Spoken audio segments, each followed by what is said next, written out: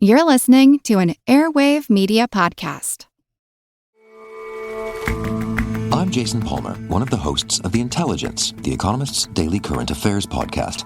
The Economist's award-winning shows make sense of what matters, from our special series on China's president to our weekly podcasts on business, technology, and American politics. Our journalists provide fair, in-depth reporting on the events shaping the world. To get the annual plan for less than $2.50 per month, search for Economist Podcasts Plus to start listening today. Does Monday at the office feel like a storm? Not with Microsoft Copilot. That feeling when Copilot gets everyone up to speed instantly? It's sunny again. When Copilot simplifies complex data so your teams can act, that sun's shining on a beach. And when Copilot uncovers hidden insights, you're on that beach with your people, and you find buried treasure.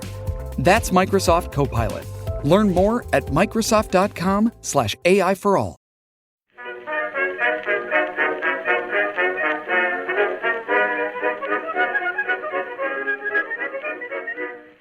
Hello everyone and welcome to History of the Second World War, Episode 48, The Spanish Civil War, Part 13, The End. As a reminder, on April 24th, I will be presenting at Intelligent Speech along with a bunch of other excellent people. You can head on over to intelligentspeechconference.com/shop and use the code GREAT, that's GREAT, to get 10% off your registration. It should be a fantastic day of learning and discussions, so don't miss out. I've also set up a merch shop for the podcast over on TeePublic. There are not a lot of designs right now, but you can find the shop over at historyofthesecondworldwar.com and click on the shop link at the top of the page, or look in the podcast notes where I've added it.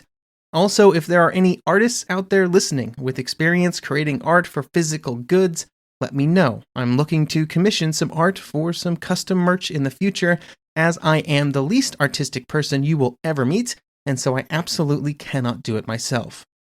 Anyway, back to the Spanish Civil War. After the failures of the attacks on the Ebro, the options remaining for the Republic were very limited. Their situation would continue to deteriorate as first Catalonia would fall, and then the nationalists would launch their final attacks against the Republican territory in southeastern Spain. In this episode, we will chronicle these final months of the Spanish Civil War, from the aftermath of the disaster on the Ebro to the final surrender of the Republic to Franco and the nationalists. This will, however, not be the last episode of the Spanish Civil War series, as there will be a Part 14 out next week, in which we will discuss some of the events that occurred after the surrender of Republican forces and the effects that the war in Spain would have on the militaries of Europe as they were about to enter another war. One of the goals of launching the attack on the Ebro had been to galvanize international support for the Republic and the continuation of the war. Unfortunately, nothing like this happened, because while the assumption had been that increased tensions between fascist Italy, Nazi Germany, and the Western powers would increase the likelihood that those Western powers would intervene in Spain, in actuality, the increase in tensions made Britain and France far more concerned with their own security. This was also the period of peak appeasement theory, I guess you could call it, in London and Paris, the climax of which would be the Munich Agreement in September 1938, which made it clear that neither the French or the British leaders had any plans to intervene on behalf of any other nations in their disagreements with Germany and Italy. Spain was, by this point, considered something of a sideshow anyway, and many European governments were of the opinion that it was better that it was just ignored as much as possible so that it might reach a swift conclusion while they focused on what they saw as far more important matters closer to home. And even if there would have been interest in Geneva for discussing Spain at the League of Nations, it is just as likely that the Republic would have been asked to make a Munich-style sacrifice for the greater good of European peace. Within this general structure of international apathy, on September 21st, Prime Minister Negrin announced in a speech that the international brigades were being withdrawn from the fighting. The international brigades had always been something of a thorn in the side of the relations between Republican Spain and the other nations, but removing them at this late stage did little to alter relations. Although, just to be clear, it's unlikely that it would have had more impact at any other moment, as the presence of the international brigades had made a handy excuse for London and Paris, instead of being a real roadblock to their involvement. Pulling the international brigades out of the fighting was not really a great sacrifice by September 1938, as the flow of international volunteers had dropped to almost nothing, and those that were left mostly just wanted to go home. On October 28th, the remaining international volunteers would have their kind of final farewell parade in Barcelona, with 300,000 people coming out to see them off. The volunteers had entered the war in its opening stages, when it was seen as the best way to fight against fascism. They would now exit after having suffered somewhere between 5,000 and 25,000 dead and 10,000 and 38,000 wounded. The range of these numbers is very large, obviously, which is somewhat unfortunate. The only good part of this exit is that they would be out of Spain before the final acts of the war would occur. They would also leave at a point which was a real rough point for the Republic. Food was hard to come by, and there was a serious shortage of raw materials, including coal for heat and electricity. In the larger cities, citizens found themselves on the verge of starvation, and food rations had to be cut down to below levels of sustainment. The military in general was fed a bit better, but not by much. The greater shortage for the soldiers was in equipment. More men were conscripted into the forces that would defend Catalonia, but at this point the limiting agent was the equipment that could be provided, as they had simply run out of rifles. Along with the lack of physical items necessary to resist, there was also a growing set of leaders who believed that it was time to negotiate with the nationalists. Negrin and many of those around him believed that they had to resist to the bitter end, but that was not a sentiment that found universal approval, a feeling that we will come back to in just a bit. The Republican military leaders, seeing that the nationalist forces were obviously massing for their final attack on Catalonia, trying to put in some kind of diversionary offensives in southern and western Spain.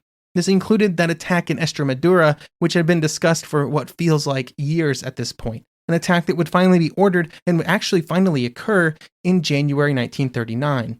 Some of these attacks, if you look at just the tactical gains that they made, would be successful, but they were generally far too late and too small to divert nationalist attention away from their greatest prize, which was Catalonia. Franco and the nationalists could have opted instead to attack Valencia, but the Munich Agreement seemed to make it clear that there was little to fear from the French, who seemed to want to stay out of the war, at least for the moment. In fact, after the coming offensive began and news of the Italian involvement arrived in Paris, there were some rumblings of French intervention, mostly from those French leaders who had wanted a far more aggressive stance for the French in defense of Czechoslovakia. However, Italian Foreign Minister Ciano made it clear to the leaders in London that Italy was willing to go to war with France if it sent troops to Spain. This caused Lord Halifax to make it incredibly clear to French leaders that if they intervened in Spain, Great Britain would not be there to help them with the aftermath. With British support being the primary driver of French foreign policy in the last half of the 1930s, this notification removed any possibility, if there was any possibility, of French intervention. Those discussions were in the future when the nationalist leaders decided to attack into Catalonia, but Franco judged that any of his previous concerns with attacking north were no longer likely enough to prevent an attack north. And just to review, he was quite concerned previously about an attack from the French if Catalonia was captured. Because these concerns were now gone, thousands of trainloads of troops and supplies would begin moving the nationalist army into position for their move north. This included many of the best nationalist troops, with a total of 270,000 combat troops and a total of 340,000 men in total, and they were all in position by December. General Davila would be put in command of the coming offensive, and he had incredibly high hopes for it. The effects of the Ebro attack on the Republican forces was well known, as were the challenges that were being faced by everyone in Catalonia. When this was added to the overwhelming superiority in materiel that was experienced by the nationalist troops in this period, success seemed almost inevitable. There were also strong international contingents among the nationalist forces. There were still 28,000 or so Italian infantry, 80 aircraft of the Condor Legion, and hundreds of Italian artillery pieces. However, unlike in earlier attacks, most of the military equipment was now Spanish, with most of the aircraft, artillery, and tanks crewed by Spaniards. The initial plan for the attack was for it to begin on December 10th. However, it would begin to rain, which would not stop, and the attack had to be delayed for 2 weeks to December 23rd. To meet the attack, 220,000 Republican soldiers would be available. However, they were desperately short of rifles. Some brigades would have only 1,000 rifles for over 1,800 men. Many of the units were also low on training, many made up of men who had only recently been conscripted or had seen little fighting. For the final defense of one of the last two areas of Republican control, it was a sorry state of affairs.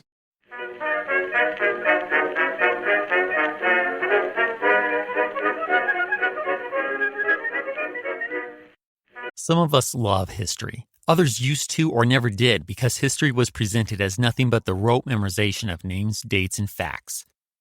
Basically, the story got left out, and that made history kind of suck. My name is Greg Jackson.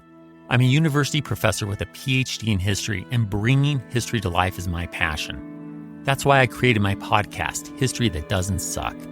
I want to teach you everything you need to know about U.S. history, but I do so through stories. Let me tell you about George Washington begging his men not to mutiny against Congress, Clara Barton saving Union soldiers amid enemy fire, enslaved Frederick Douglass risking his life for liberty, and about so many other figures as their real experiences make industrialization, social movements, and even congressional debates and tax policy come to life. Subscribe to History That Doesn't Suck today, and join me, Professor Greg Jackson, every other week for a new episode, where I'd like to tell you a story. All you need is a few minutes to start your day off with something historic when you listen to the This Day in History podcast. Every day there's a new episode for you to listen and learn about what happened that day way back when. Today could be the day a famous mobster met their end, or the first milestone for humans in space. Who knows what history today holds? Find out when you listen and subscribe to This Day in History wherever you get your podcasts. That's This Day in History wherever you get your podcasts.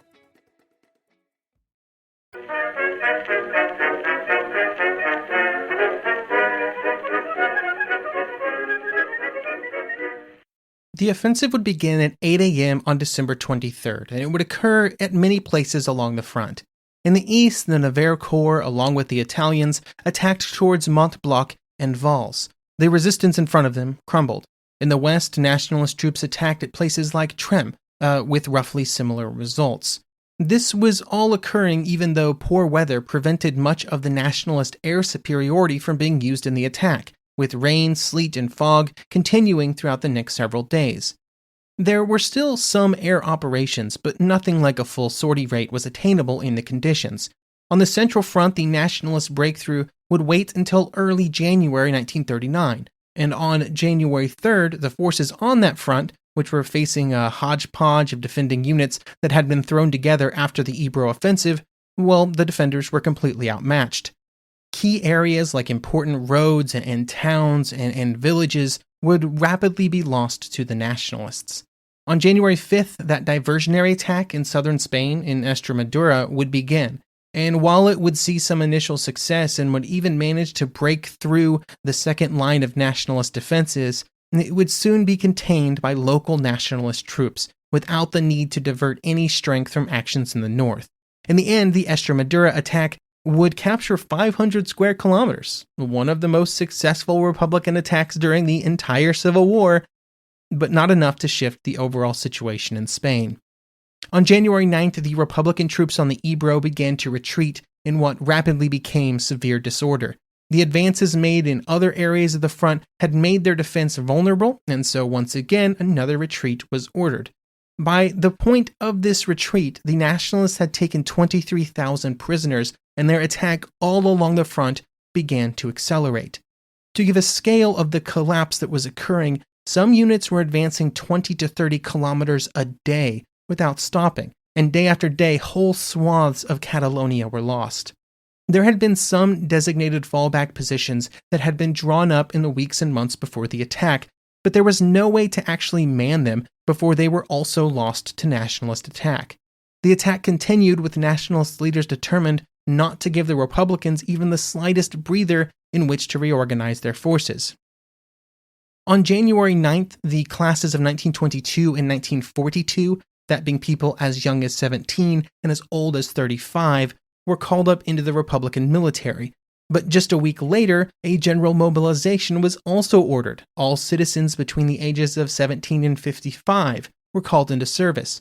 Even with this, the Republican forces were still outnumbered, and while calling up more people may have made the creation of defenses easier maybe, it did nothing to solve the equipment problem, and there was little that the new conscripts could do without weapons.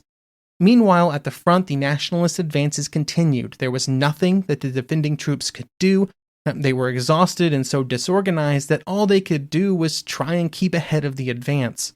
Along with the number of prisoners that were taken by the nationalists, the desertion rates were huge, with the number of men simply deciding to disappear, outnumbering those that were captured. With the front collapsing, it was only a matter of time before the nationalist troops approached Barcelona. The entire population of the city was, in theory, mobilized for the defense, and the hope was that the miraculous defense of Madrid from earlier in the war could be repeated. In Barcelona in 1939, there was simply very little left of the determination and high morale that was necessary for the success of those kinds of earlier defenses. And after almost 3 long years of war, the Catalans were simply not willing to mount such an impassioned defense. Instead, as word arrived in the city that the nationalists were approaching, most of the population simply took flight. They would try to move to the coast or towards the French border, which as quickly as possible. And the roads were full of every kind of motor vehicle, with hand carts and just thousands of people on foot. When the nationalist troops did arrive on January 26th, resistance in the city was light. On the very next day, January 27th, nationalist newspapers would begin to be printed in the city, stating that the city had finally been liberated. On January 28th, there was a parade of troops through the city. After Barcelona was captured, the rapid pace of nationalist advances would slow, as the rest of the Republican-controlled areas were slowly reduced. This change had far more to do with the overall exhaustion of the nationalist forces instead of some kind of stiffening defense. There were a few very solid bits of defensive rearguard actions as Republican forces were squeezed into smaller and smaller areas of northeastern Spain, but those were very much the exception. On February 3rd, all Republican aircraft were ordered to either be in the air in 48 hours and on their way to France, or to be destroyed. Along with those aircraft were the members of the Republican government who had crossed into French territory on February 5th. The French were the recipient of a massive wave of Spanish refugees in January and February 1939. The initial policy of the French government was that the border should be closed and those that were attempting to cross should be prevented from doing so. When it became known that there were 150,000 people waiting to cross, most of them women and children, the political pressure to let them across became too much, and the policy was changed on January 28th. There were still some restrictions. For example, men of military age and soldiers were not allowed to cross, but this still allowed 200,000 people to cross the border. The restrictions on soldiers were then removed on February 5th. Eventually, almost 500,000 people would cross into France, or go there by boat along the coast, which would create a humanitarian disaster. Many of the normal citizens who were able to make it across the border were very quickly found themselves in camps, either along the Mediterranean coast or near the border in the Pyrenees. The conditions in these camps were very bad, and there was little political will to make the conditions better because any attempt to put more resources into the camps was met by constant and consistent criticism from the French right-wing political parties who were always complaining about how many leftist Spaniards were being brought into France. To be clear, these complaints included the absolute monstrous idea of giving the refugees food. There were efforts to move the refugees onto literally any other area of the world, with 180,000 convinced to go back to Spain by the end of 1939, while 300,000 would either stay in France or be immigrated to other nations by the French government. It may also be worth noting that none of the Republican political leaders were in such dire straits, many having access to money that had been put in place while they were leading the Republican government, and this money allowed them to live a relatively comfortable life, first in France and then near London. By February 9th, Catalonia was fully in nationalist hands, and there were some discussions among the exiled Republican government that perhaps now was the time to negotiate a surrender. Negrin continued to be in favor of fighting on to the end, and there were others that agreed with him. although it is perhaps telling that many of the political leaders of the Republic who wanted to continue that fight also did not make the trip back to Spain. They claimed that all the Republic needed to do was to hang on until the autumn, with the hope that British and French support was forthcoming, which was really wishful thinking, given the state of the remaining Republican military forces. Any thoughts of maybe some foreign intervention were dashed on February 27th, when the British and French governments officially recognized the nationalist government as the legitimate government of Spain. President Azana, an exile in France, would officially resign the next day, citing the nationalist recognition as the reason, with the additional statement that the Cortes and the Republican government had ceased to function. Back in Spain, at the port of Cartagena, the massive refugee movement that had been seen in Catalonia was getting repeated. Here, there was the added friction of various political groups, with many non-communists concerned that the communists would be the first aboard the ships that would leave, and then they would leave everybody else holding the bag to face nationalist revenge. These concerns resulted in a March 4th revolt among non-communist military units, which then spread to some naval units, with one small Republican ship being sank by shore batteries after mutinying. On March 7th, communist troops arrived and brought the city back under control, and were even able to sink two nationalist ships that were almost in port, which had been sent to help the rebellion. While this was all happening, on March 5th, a new government was proclaimed by Colonel Casado in Madrid, with the statement that the Negrin government had no legal or moral authority over the continuation of the Republic, and that it was time for the military to take control. In the speech that would announce this new government over the radio, Negrin and the others were blamed for the previous failures, while also taking resources to ensure that they were able to live a comfortable life in exile, which, if I'm being honest, was a pretty astute observation. This new government was not recognized by Negrin and the other exiles, who decided on March 15th to send several Communist Party leaders back to Spain to prepare for the future underground resistance against Franco. Meanwhile, the Casado government, calling itself the National Council of Defense, made some approaches to the nationalists to try and organize a surrender. This was driven partially by the desire to try and slow the next nationalist offensive to allow Republican forces to organize themselves and for more civilians to be evacuated from the Mediterranean ports. The council would eventually be taken over by General Mieja, who then ordered the arrest of all communist commissars and other Communist Party officials wherever they might be found. On March 12th, a note was sent by the council to Franco stating that they wanted to establish the conditions under which they would be required to surrender so that the war could end. Negotiations began with the nationalists, but there was a serious problem. Many of the Republican military leaders did not fully understand the situation that they were in, and they hoped that they could negotiate a surrender under somewhat favorable terms. This caused the negotiations to be mostly completely pointless, and they were broken off on March 25th. Then the notification was sent a few days later that Franco believed that the only option was, quote, unconditional surrender, incompatible with negotiations, and presence in nationalist zone of senior enemy commanders, end quote. In Spain in Arms, A Military History of the Spanish Civil War, 1936 to 1939, E.R. Horton would say this about this moment, quote, Franco demanded unconditional surrender, and the irresistible force shattered the immovable object.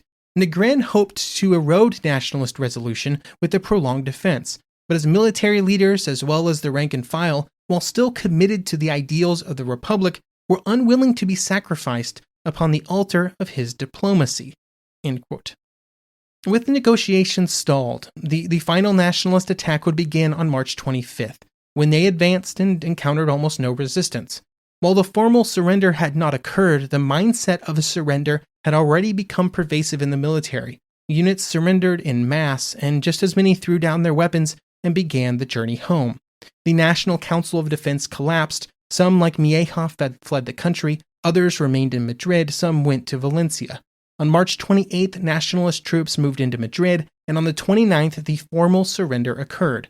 Then, on March 31st, the last Republican unit surrendered, and when Franco was informed, he is reported to simply have said, "Very good. Many thanks." After 988 days, the Spanish Civil War was over. Thank you for listening, and I hope you will join me next episode as we discuss the aftermath of the Spanish Civil War and what it meant for Spain. Then we will also discuss the effects of the Spanish Civil War on the wider European political and military landscape. This includes the effects that fighting in Spain would have on the militaries of Europe and the lessons that they would learn from that fighting, a few of which were actually correct.